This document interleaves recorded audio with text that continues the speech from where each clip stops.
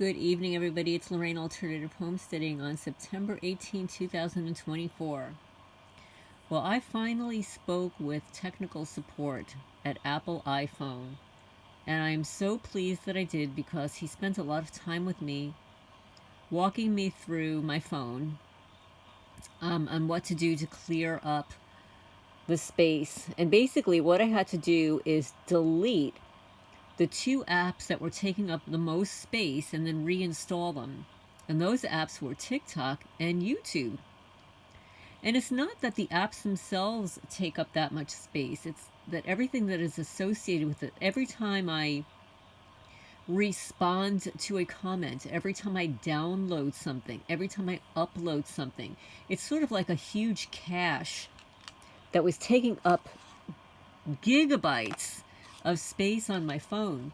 So now I have so much space, it's incredible, and I'm so happy. And I'm going to do it now to my other phone so I can finally start recording again. So anybody that has written testimony that wants me to read, try to keep it down to half an hour, 40 minutes, an hour at the most. I did receive testimony from somebody that I've read 3 testimonies from already. It's 74 pages long, and if you're listening to this, I'm not going to be able to do it. It takes too long. I've already provided probably 3.5 hours of testimony for that individual, and I think we need to work on somebody else and some other things. But I appreciate it, and for people that have that much testimony that want me to read it, I'm happy to read up to a certain point, but it is extremely time consuming. It's sort of like, the interview that I had with Richard Moore, which I so appreciate it. There's the time that it takes beforehand, setting it up, communicating via email, sharing information, sharing documents. So what you saw is maybe an hour, a little over an hour, but it takes several hours to set that up. Sort of like when I did Neighborhood Wars with A&E. It took hours and hours communicating back and forth. And then I spent an entire 8-9 hours with them filming that segment. And then, having to pack up all of the equipment that they sent me to utilize. So it's extremely, extremely time consuming. So please be patient, guys. So anyway, this beautiful little hand painted mini art is by Linda Russell, Linda's Art Angels, December 2022, and it's entitled Cat Angel. So now I had asked quite a while ago, I guess it was a couple of weeks ago, I asked ChatGPT AI because I was very curious about the military. My father was in the Army, and one of my cousins went to Vietnam. He was in the Army also. And back in the day, in the 40s, 50s, 60s, people went into the military for different reasons. They were very patriotic. They wanted to fight for the country. If they weren't drafted, they wanted to serve. Today, it's very different. And I just want to see what ChatGPT, what AI had to say about what are the reasons people join the military today compared to joining in previous generations. Do people join for the benefits or because they have no other life goals? So this is the response that I received, and I think it's really interesting. I think we need to consider this given the way of the world now. What are the reasons people join the military today compared to joining in previous generations? Do people join for the benefits or because they have no other life goals? The reasons people join the military today are varied and can differ significantly from the motivations from previous generations, though some common threads remain. So here's the comparison. Number 1, the economic opportunity and benefits. Today, many people join the military for economic reasons, especially for the benefits it offers, such as a steady pay, health care, housing, and access to education like the GI Bill. These financial incentives can be particularly attractive to individuals from lower socioeconomic backgrounds. or those who see limited job prospects in civilian life. In previous generations, the economic reasons were also a factor in the past, especially during times of economic hardship, such as the Great Depression. However, benefits like the GI Bill only came into existence after World War II, making the economic motivations less structured in earlier periods. Number 2, a sense of duty and patriotism.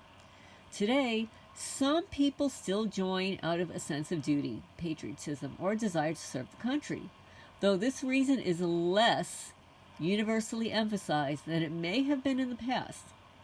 For some, the military offers a way to make a difference or contribute to national security. Don't you just love that term, national security? And in previous generations, the patriotism and duty played a more central role, particularly during major conflicts like World War II, the Korean War, and the Cold War. Many men, and later women, saw military service as a civic responsibility, especially during times of conscription, the draft, when avoiding service was socially frowned upon. Number 3, the adventure and personal development. Today, the desire for adventure, travel, and personal growth is still a reason people join. For some, the military offers an opportunity to travel, gain life experience, and develop leadership or technical skills that can be used later in life.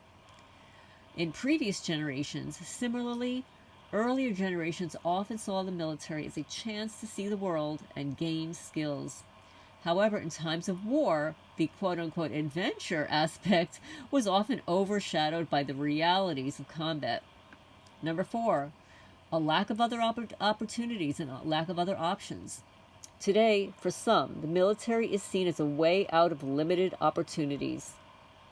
This could be due to poor job prospects, lack of access to higher education, or challenging personal circumstances. Joining the military can provide structure, purpose, and a sense of direction for people who might not have clear life goals otherwise.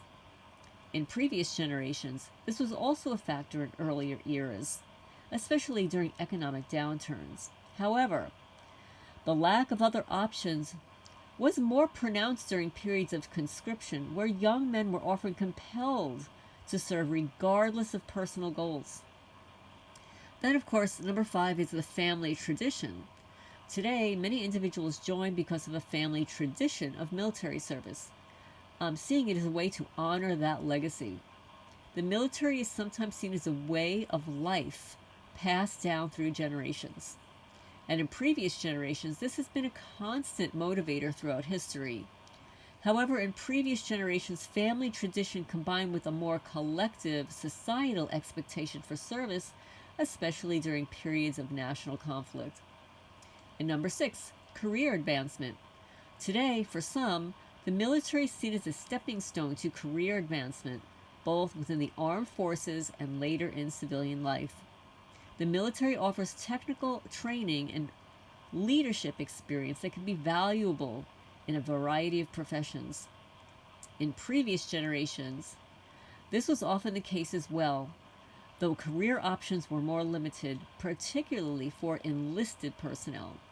Officer training programs such as those at West Point or the Naval Academy provided a clear pathway for career military professionals.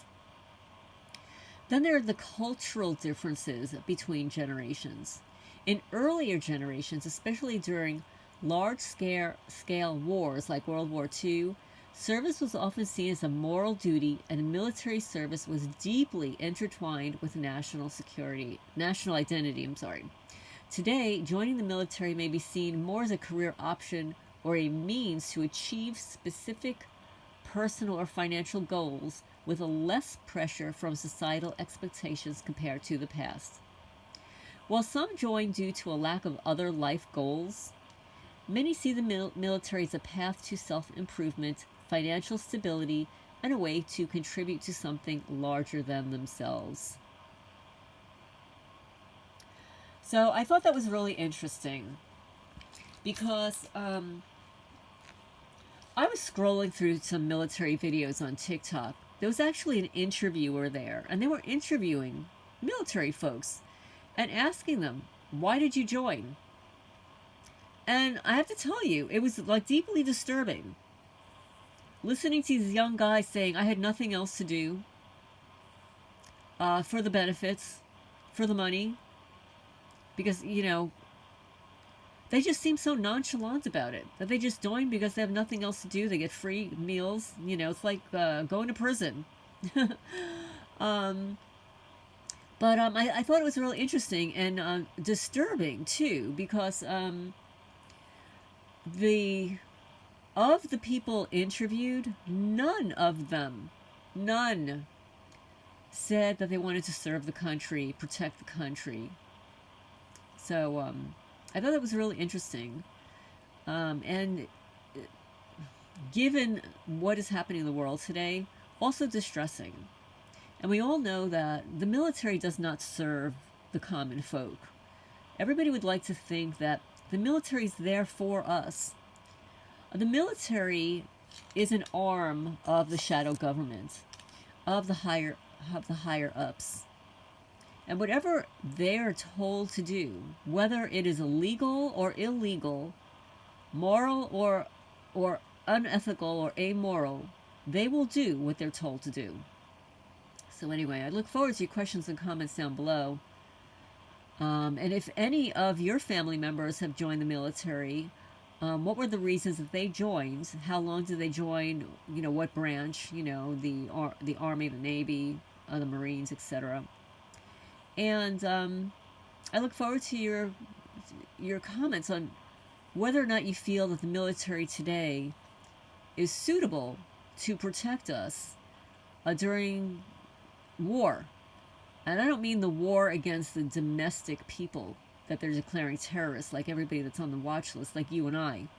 I'm not talking about the innocent people that are non-confrontational, that are just trying to live their lives. I'm not talking about that. I'm talking about the real terrorists.